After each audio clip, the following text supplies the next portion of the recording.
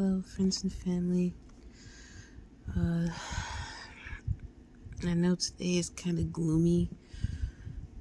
It's more of a relaxing day than anything, but I've had a lot of things on my mind, and I just needed to get it out and share because I've noticed a couple of things, and it's kind of bothering me. So recently, I've been looking online about everything and about the fact that we're living in end times and people are just coming out of nowhere with dreams and visions about the rapture and about what's happening, and some have even had contacts with Jesus himself, like literally physical contact, and they're on camera crying and it's like they're very distraught because they would never know that something like that would happen to them. So I've been noticing further and further as I read my Bible, I've been noticing things that line up with what I've read so far. Because right now I'm on the book of Joshua, and I haven't really gotten started with that one yet, and I will get started after I'm done with this video.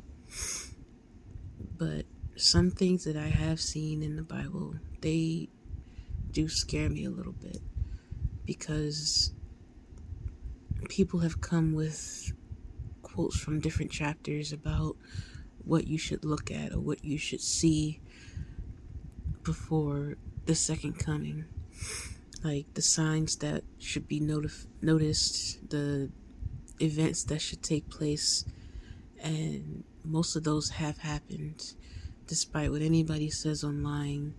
Like, I just had this one guy make a video about the government drying up the Euphrates River, but he doesn't look into the common sense of it, that river connects with the other three rivers that originated from the Garden of Eden.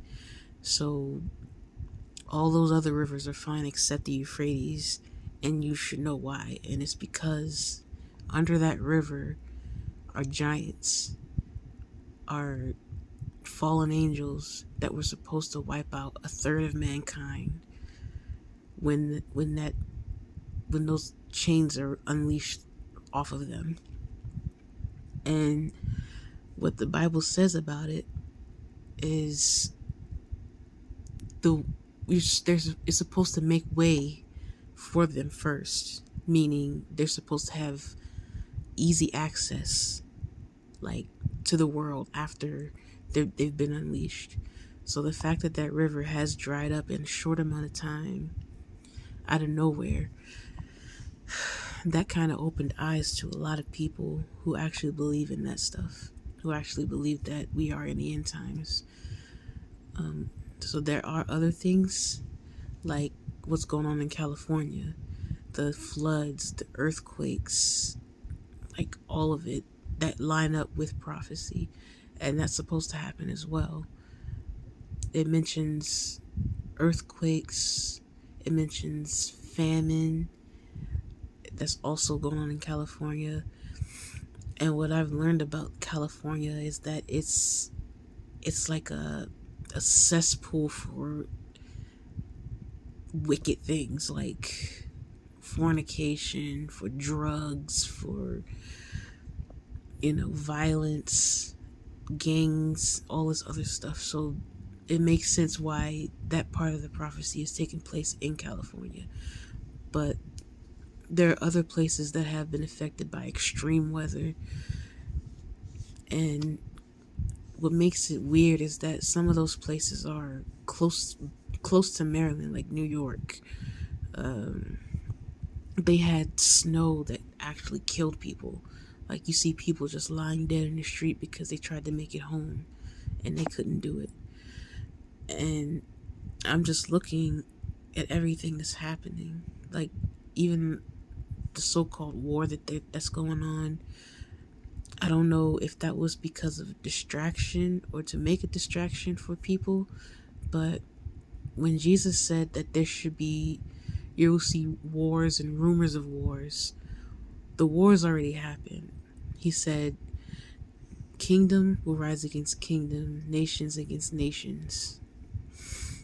And that's already happened with World War One, Two, with Pearl Harbor and all these other wars that were going on. Rumors of wars is what's going on right now with Germany and the Ukraine. Like, the Ukraine is going to war. Well, they were at war, but I don't know what's going on with that. It's probably over. But there have been rumors of Germany trying to attack the US and trying to have war happen, but nothing's happened yet. So I'm just thinking of that as a rumor. The last thing that he said would happen before he comes, like the very last thing that is supposed to happen, is that the gospel is supposed to reach all nations. That means the entire world. And I do believe that that's happened already as well.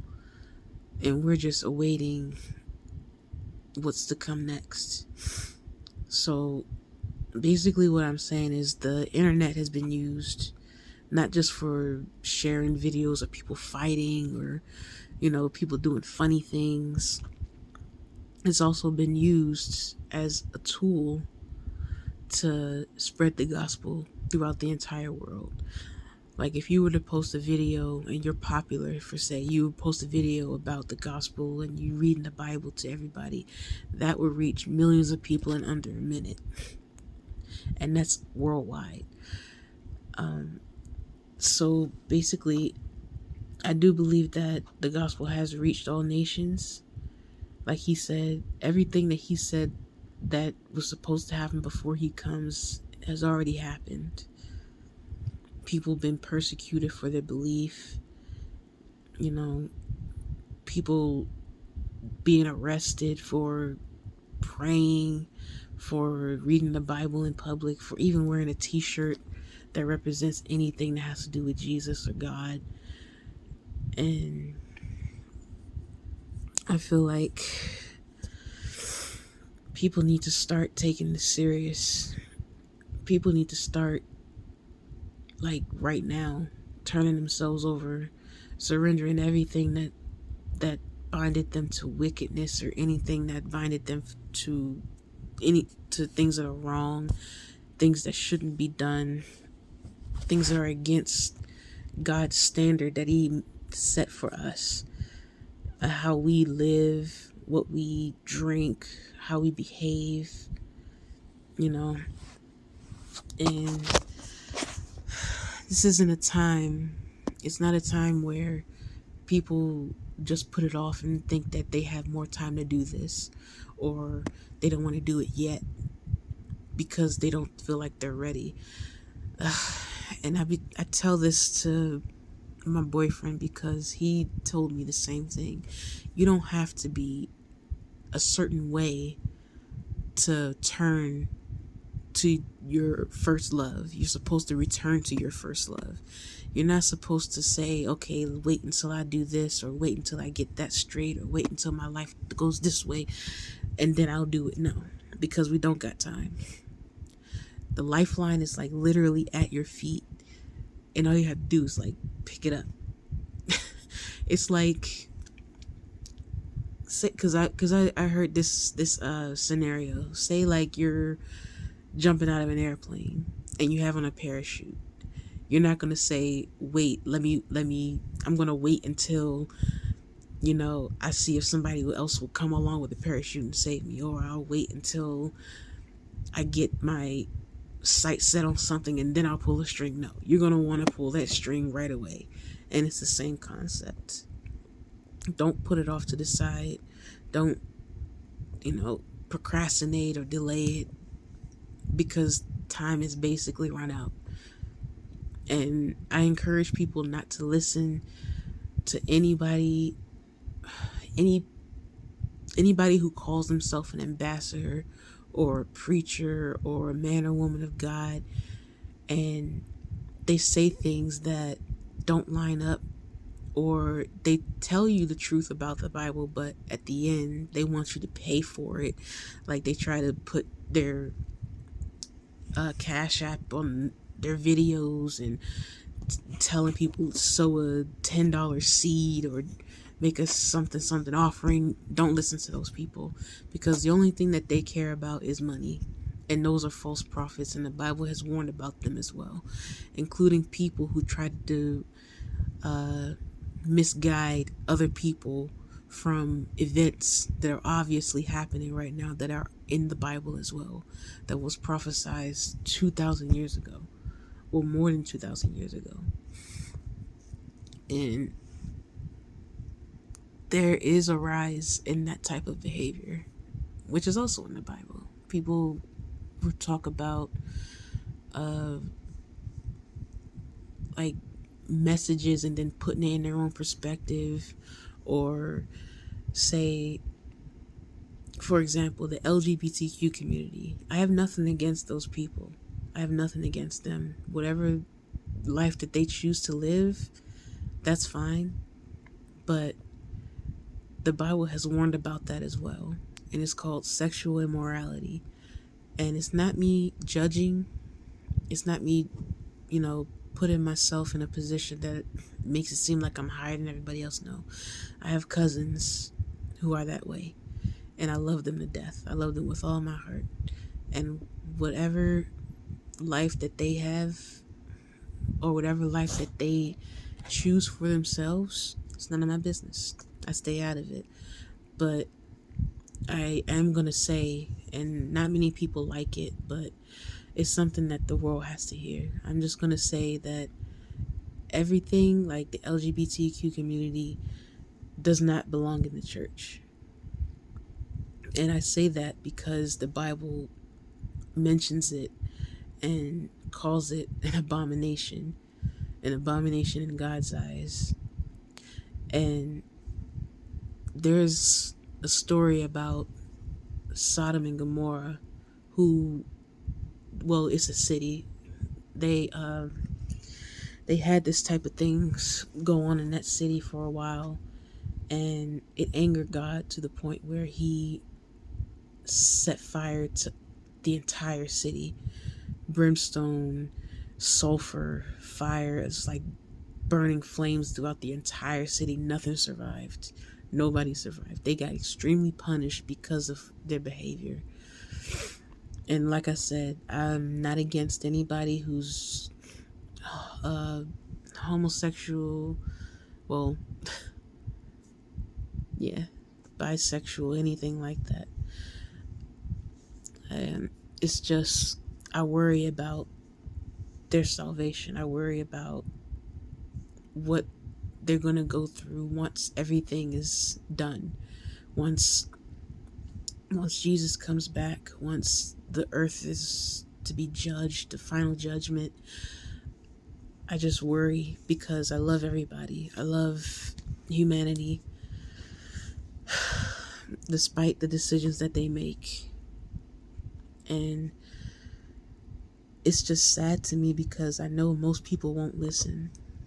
I know most people won't take into consideration what I'm saying. But everything that I've seen, everything that's been said by other people who actually makes sense, it's just striking a nerve on me. And I don't mean to offend anybody about their life choices or choices of their sexuality or anything. It's not to go against you. It's just to prepare you for what's to come.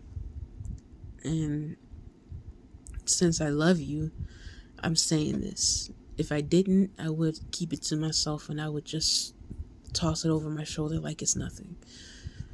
But I do love everybody. I love my family. I love everyone who loves God, even the ones that don't. And I'm hoping that they find their salvation in their own way. because I can say anything that I want. I can say things from the Bible. I can say like what's right and what's wrong based on God's standards, but it's up to the individual to make that life choice for themselves. And the words I say may not be, how do you put it? Well, it may not be accepted. Because if you look at Jesus and the people who were against him, his words weren't accepted by most, but except the people who actually know him. And that should be an eye-opener right there. Because if you don't know Jesus, you're not going to understand the words of the Bible. You're not going to, well, it's not going to make sense to you. And it's only because it's going to go against what you desire with your flesh. It's going to go against everything that you're used to doing. I'm sorry, I'm stuttering, but it's going to go against what you thought was right. And that's why most people get mad. Most people turn their heads away, or they just curse at the person instead of trying to understand. Even though you won't agree, which is fine, at least try to understand what the Bible is saying about everything that's going on with you, with your life, with the world, and what's to come. And I'm going to continue to pray for everybody. I pray for my family every night. I pray for the people who are lost, the homeless. I pray for the understanding of everybody. I pray for everybody's salvation, for everybody to have an open eye to what's going on right now. And it's okay if you probably don't want to talk to me or think that I'm attacking you or being self-righteous. That's okay, because most people do that to people like me anyway. But it's, like I said before, it's only because I love everybody and I want everybody to be fine. I want everybody to not have fear about what's to come, but to have joy about it, to have like excitement about the prophecies that's being fulfilled right now. Because those who are excited like I am, I'm like looking at this and I'm like, wow, it's actually happening. And I've turned myself to God. I've opened myself up to Jesus. And ever since then, I've seen more and more and more things happening that the Bible predicted. And I'm not even on most of those yet.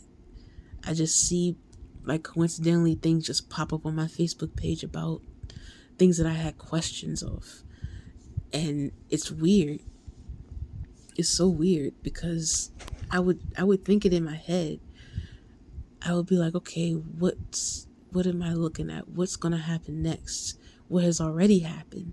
And as soon as I think that, and I go on my Facebook and I'm scrolling and I just pop, like a video pops up. Like, this is what's already happened. This is what's going to happen next. And I'm like, okay, that's kind of creepy. But I know that once you ask God for clarity, for knowledge, for understanding, He'll give it to you. And He gave it to me in that way. And I thank Him for that. I thank Him for everything. I thank Him for giving me the words to say to you right now, because honestly, when I started this video, I had no knowledge of what I was going to tell you. I had no knowledge of what I was going to say. But before I started, I prayed and I asked Him to speak through me. And I'm guessing that's what's happening right now.